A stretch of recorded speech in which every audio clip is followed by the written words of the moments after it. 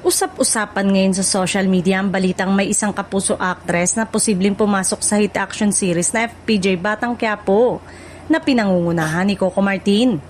Maraming fans ang naging curious at excited matapos kumalat ang mga haka-haka tungkol sa posibleng bagong karakter na magdadagdag ng kulay sa kwento. Ayon sa ilang showbiz insiders, patuloy ang pagpapalawak ng cast ng serye upang mas lalong maging matindi at mas komplikado ang mga susunod na eksena. Dahil kilala si Coco sa pagdadala ng mga bagong muka at malalaking artista sa kanyang proyekto. Hindi na rin ikinagulat ng marami ang posibilidad na may kapuso star na sasabak sa serye. Gayunpaman, hanggang ngayon ay wala pang opisyal na kumpirmasyon mula sa production team o sa ABS-CBN kung sino ang nasabing aktres.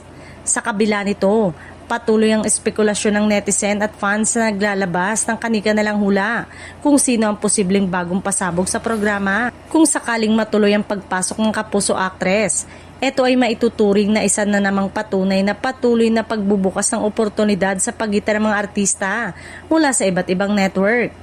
Matatanda ang marami ng kapuso talent ang nakatrabaho ni Coco Martin sa mga nakaraan niyang proyekto. Samantala, nananatiling tikom ang bibig ng mga taong sangkot sa serye at tila pinananatili muna ang suspense sa mga manonood. Ito ay lalo pang nagpapataas ng excitement ang fans na abangan ang mga susunod na episode at posibleng bagong karakter.